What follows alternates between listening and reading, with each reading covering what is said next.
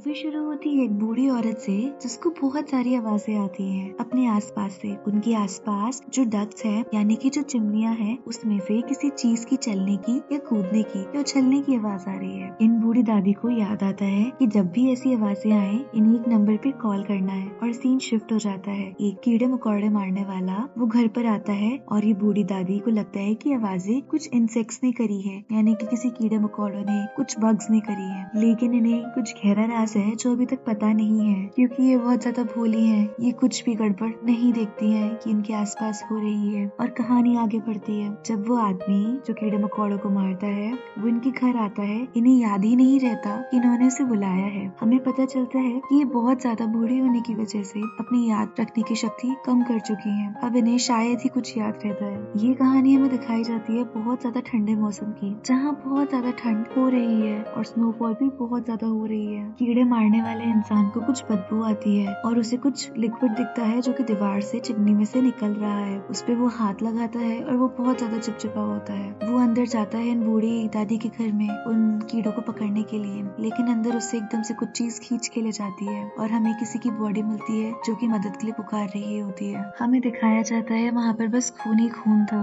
आखिर क्या चीज पकड़ के ले गई है उस इंसान को, चलिए जानते हैं। वो बूढ़ी दादी को फिर से आवाज आती है और फिर से कॉल लगाती है। फिर कहानी दिखाई जाती है 4 दिन पहले की, जहाँ बहुत ही ठंडे मौसम में आसमान से एकदम से कोई गोला आता है और वो उन्हीं बूढ़ी दादी के बिल्डिंग में आकर गिर जाता है। उसमें से एक मकड़ी निकलती है और कहानी यहीं से शुरू होती है। दूसरे सीन में हमें एक छोटी सी बच्ची दिखाई जाती है जो कि चिमनी में चढ़कर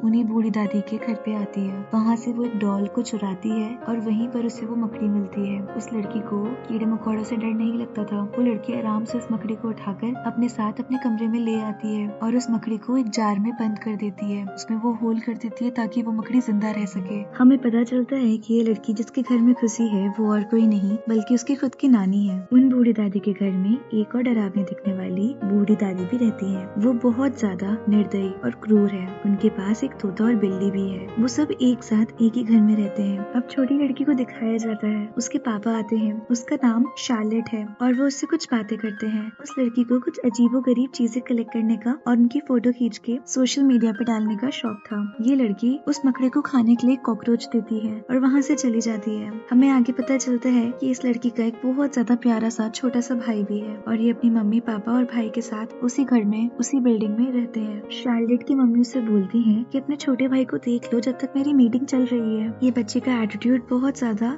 गंदा है। इसकी मम्मी बोलती है कि अपना एटीट्यूड ठीक करो और ये थोड़ी नकचड़ी होकर बोलती है कि ठीक है, मैं अपने छोटे भाई को देख लूंगी। जब उसकी मम्मी चली जाती है ये वापस मकड़ी के पास आती है और वहाँ पर बैठकर फोटोज खींचकर अपने सोशल मीडिया पे डाल रही होती है। वो फिर से मकड़ी को कॉकरोच देती है और वो मकड़ी कॉकरोच एकदम से खा जाती है। उस टाइम ये भी पता चलता है कि वो मकड़ी इंसानों की तरह आवाज भी कॉपी कर सकती है। जब शार्लेट सीटी बजाती है तो वो मकड़ी भी वैसी ही सीटी आवाज में निकालती है। ये कोई आम मकड़ी नहीं है, ये एक ऐसी मकड़ी है जो आगे हंगामा मचाने वाली है। ये लड़की मकड़ी से बड़ी फैसिनेटेड होती है और उसे हमेशा अपने पास सब रखती है। इस लड़की के पापा बिल्डिंग के सुपरवाइजर हैं और वो नीचे एक लेडी के सिंक सही करने गए हैं। वहाँ हमें पता चलता है कि वो लेडी अकेली रहती है और इसकी फैमिली अब इसके साथ नहीं है या शायद मर गई है। हमें ये क्लियरली अभी बताया नहीं है। दूसरी तरफ हमें ईथन दिखता है यानी कि शार्लेट का पापा, जो कि बहुत ज्यादा परेशान रहता है अपने काम से। वो घर वापस आता है अपने सारे काम करके और अपने छोटे बेटे लियम को संभालता है। फिर शार्लेट से मिलता है। ईथन शार्लेट के लिए स्केचेस बनाता है। हमें यहाँ पता चलता है कि शार्लेट को स्टोरीज लिखना पसंद है और ईथन को कॉमिक्स पे ड्राइंग करना। दोनों इस तरह से बॉन्ड करते हैं। शार्लेट की मम्मी अपनी मम्मी को सुलाने के लिए जाती है यानी कि वही बूढ़ी दादी जिनको भूलने की बीमारी है। और हमें दिखता है कि वो जो दूसरी बूढ़ी दादी रह रही है उनके साथ शार्लेट की मम्मी उन्हें बिल्कुल पसंद नहीं करती है। आगे ईथन शार्लेट को बुलाता है अपने पास और साथ बैठकर दोनों स्केचिंग करते हैं। शार्लेट एक प्रोफेसर की क्लासेस को थोड़ा चेंज कर देती है और दोनों इस बारे में बातचीत करते हैं। शार्लेट की मम्मी आती है और वो देखकर बहुत खुश होती है।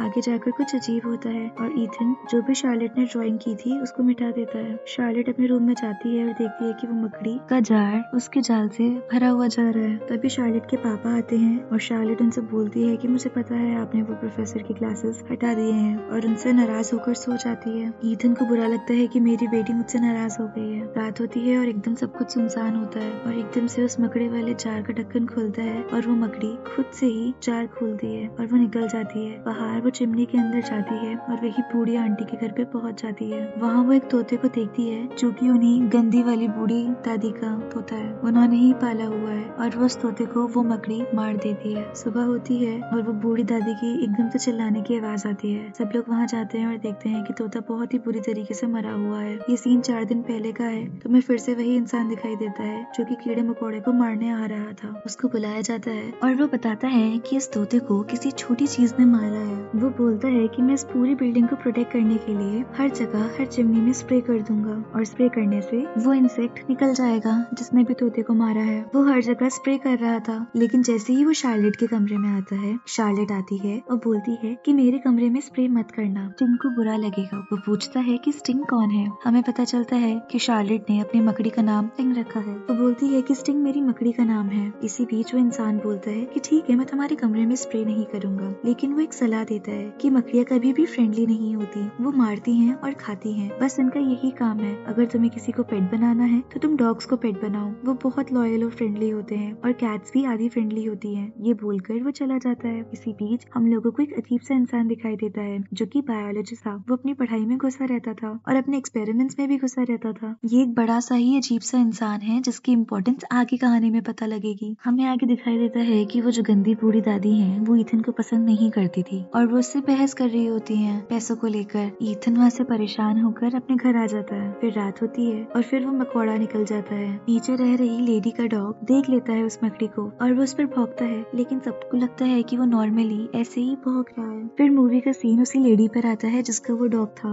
वो बहुत ज्यादा ड्रिंक कर रही होती है और हमें पता चलता है कि इसकी फैमिली के मरने के बाद ये लेडी बहुत ज्यादा ड्रिंक करने लग गई है। वो ड्रिंक ही कर रही होती है कि तभी उसके ऊपर मकड़ी आ जाती है और वो साइज में बहुत ज्यादा बड़ी हो गई थी। अब उसके ऊपर जैसे ही एकदम आती है, वो लेडी मकड़ी को हटाते हुए पीछे होती है। एकदम हटाने से पहले ही वो मकड़ी उसे काट जाती है। जैसे ही वो मकड़ी काटती है, वो लड़की गिर जाती है। उसके फेस पर 2 निशान भी आ जाते हैं। वो उठकर अपना चेहरा शीशे में देखती है, उसे एकदम उल्टी होती है, उसे चक्कर आते हैं और वो फिर से पीछे गिर जाती है, और इस बार उसका सर कहीं लग जाता है और वो फट जाता है और उसकी वहीं पर डेथ हो जाती है। उस लेडी के घर में कोई नहीं है, सिर्फ उसका डॉग ही था जिसने उस मकड़ी को देख लिया था, और वो डॉग भी उस मकड़ी के पीछे चिमनी में चला गया था। सीन शार्लेट और उसकी मम्मी पर शिफ्ट होता है, जहाँ पर शार्लेट की मम्मी उसको बोलती है कि तुम जो अजीब से दिखने वाले इंसान है जो कि बायोलॉजिस्ट है एरिक, उसके पास नहीं जाओगी। वो अजीब सी हरकतें करता है और वो सिर्फ अपने एक्सपेरिमेंट्स और बायोलॉजी से रिलेटेड ही चीजों में लगा रहता है। वो लड़की तभी उस मकड़ी को लेकर वहाँ एरिक के पास चली जाती है और उससे बोलती है कि मुझे एक बड़ा सा टैंक चाहिए अपनी मकड़ी को रखने के लिए, क्योंकि स्टिंग बहुत ज्यादा जल्दी बड़ी हो रही है। एरिक बोलता है कि मुझे स्टिंग को देखना है। शार्लेट उसे स्टिंग दिखाती है। एरिक मकड़ी को देखता है और बोलता है कि ये जहरीली भी हो सकती है, अभी तक ऐसा स्पाइडर कहीं नहीं मिला है और शायद ये कोई नई स्पीसीज है। मैं इसकी टेस्टिंग करूंगा पूरी रात और इस स्पाइडर को अपने साथ रखूंगा। शार्लेट उस पर भरोसा कर लेती है और वहाँ से चली जाती है। अगले दिन शार्लेट की मम्मी और ईथन लड़ रहे होते हैं, तभी उनमें चिमनी से कोई आवाज आती है और वो दोनों देखते हैं कि चिमनी में क्या है, और तभी चिमनी से उस लेडी का डॉग बाहर आता है। ईथन उस डॉग को लेकर उस लेडी के पास उसके घर जाता है और जब वहाँ पर कोई दरवाजा नहीं खोलता तो बिल्डिंग का सुपरवाइजर होने के नाते उसके पास एक एक्स्ट्रा चाबी होती है, जिससे वो उस लेडी के घर का दरवाजा खोलता है और उसके डॉग को अंदर छोड़ देता है। लेकिन जैसे ही वो कुछ अंदर देखता है, उसको वो लेडी वहाँ पर मरी हुई पड़ी हुई दिखती है और वो पुलिस को बुलाकर सब बताता है। तभी ईथन के पास फोन आता है एरिक का, उसी बायोलॉजिस्ट का, और वो बोलता है कि आपकी बेटी के पास एक स्पाइडर है जो कि बहुत ज्यादा जहरीला है और वो किसी को मार भी सकता है। उसका साइज बहुत ज्यादा बड़ा हो रहा है और इसीलिए मैं उस स्पाइडर को गवर्नमेंट के हाथों सौंप दे रहा हूँ, क्योंकि ऐसे स्पाइडर को अपने पास रखना जान से खेलने के बराबर है, क्योंकि स्पाइडर किसी के भी फ्रेंड्स नहीं होते हैं। ईथन हाँ बोल लेता है। जब ये बात ईथन शार्लेट को बताता है, शार्लेट गुस्सा होके एरिक के पास जाती है, लेकिन एरिक दरवाजा नहीं खोलता। हमें पता चलता है कि एरिक ने अभी तक उस स्पाइडर को गवर्नमेंट को नहीं सौंपा है, वो अपने एक्सपेरिमेंट्स के लिए उस स्पाइडर को यूज करने वाला है। शार्लेट वापस अपने घर आती है और ईथन से गुस्सा होकर अपने कमरे में रोते हुए चली जाती है। शार्लेट की मम्मी भी ईथन से गुस्सा हो जाती है। सीन शिफ्ट होता है एरिक पर। एरिक उस मकड़ी को, उस स्पाइडर को बहुत ज्यादा अजीब अजीब चीजें खिलाकर उसको बड़ा कर रहा होता है। दूसरी तरफ शार्लेट अपने पापा ईथन से गुस्सा होकर अपनी कॉमिक बुक जो कि उसकी फेवरेट है उसको फेंक देती है, जो कि उसके पापा ने बनाई थी। रात होती है और एरिक के बनाए हुए टैंक को वो स्पाइडर तोड़ देता है, क्योंकि अब वो साइज में और बढ़ गया था, और वहाँ से वो निकल जाता है। यही दूसरी तरफ हमें वो गंदी वाली आंटी मिलती है। उनकी बिल्ली खो जाती है और वो अपनी बिल्ली को ढूंढ रही होती है। हमें पता चल ही जाता है कि उस स्पाइडर ने उस बिल्ली को खा लिया होगा अभी तक। उन बूढ़ी दादी को उस बिल्ली की आवाज एक चिमनी से आ रही होती है। जब वो उसमें नीचे झुककर देखती हैं, तो उन्हें भी वो स्पाइडर खींच कर ले जाता है और उन पर अटैक कर देता है। हमें दिखाई देता है कि साइड में ईथन दिन पे दिन टाइम गुजरने के साथ साथ और परेशान होता जा रहा है। ईथन को बहुत ज्यादा गुस्सा एकदम से आता है और वो अपना सारा गुस्सा टीवी पर निकाल देता है और इसको तोड़ देता है। शार्लेट की मम्मी शार्लेट से बोलती है कि अपने छोटे भाई को लेकर यहाँ से चली जाओ अंदर रूम में। शार्लेट चली जाती है और अपने कान में ईयरफोन्स लगाकर अपने छोटे भाई को लेकर अंदर वहीं बैठती है और मोबाइल पे कुछ देखने लगती है। वॉल्यूम उसको फुल होता है कि उसको कुछ बाहर सुनाई नहीं देता। बाहर दोनों ईथन और शार्लेट की मम्मी लड़ाई करने लगते हैं और शार्लेट की मम्मी बोलती है कि अगर तुम ऐसा सब कुछ बच्चों के साथ सामने करोगे इन बच्चों पर अच्छा असर नहीं पड़ेगा, ये सब कुछ मत करो, ये सब कुछ हमारी फैमिली को मेंटली हार्म करेगा और तुम्हें हमसे दूर कर देगा। तभी पीछे से वो स्पाइडर एक भयानक सा रूप लेकर आता है, बहुत बड़े साइज में। शार्लेट की मम्मी उस स्पाइडर को देख के एकदम से चिल्लाती है और वो स्पाइडर ईथन पर अटैक कर देता है और उसको घायल करके गिरा देता है। फिर वो स्पाइडर शार्लेट की मम्मी पे भी अटैक करता है और उनको भी घायल कर देता है। लेकिन बाहर क्या हो रहा है उन सबसे भी शार्लेट अनजान है, क्योंकि उसने ईयरफोन्स लगाए हैं। उसे कुछ समझ नहीं आ रहा था, वो सिर्फ अपने फोन में लगी हुई थी। उसे बिल्कुल भी अंदाजा नहीं था कि बाहर वो स्पाइडर उसकी मम्मी और उसके पापा के साथ क्या कर रहा है। शार्लेट की मम्मी और पापा दोनों चिल्लाते हैं लेकिन शार्लेट को सुनाई नहीं देता। वो स्पाइडर उन दोनों को खींच के चिमनी की तरफ ले जाती है। तभी उस लेडी का डॉग चिल्लाने लगता है और भौंकता रहता है। शार्लेट देखती है कि उसका डॉग भौंक रहा है और उसे लगता है कि उसको भूख लगी होगी और उसको वो कुछ खाने के लिए देने के लिए चली जाती है। लेकिन कानों में अभी भी ईयरफोन्स ही लगे हैं और उसकी वजह से वो कुछ सुन नहीं पाती कि बाहर क्या हलचल हो रही है, क्योंकि उसकी नजर सिर्फ अपने फोन पर ही होती है। उसके मम्मी पापा को वो स्पाइडर चिमनी के अंदर ले जाता है। जब शार्लेट उस डॉगी को खाना दे देती है तो वो देखती है कि वो डॉगी अभी भी भौंक रहा है। शार्लेट देखती है कि आखिर हुआ क्या है। तब उसे अपने घर की चिमनी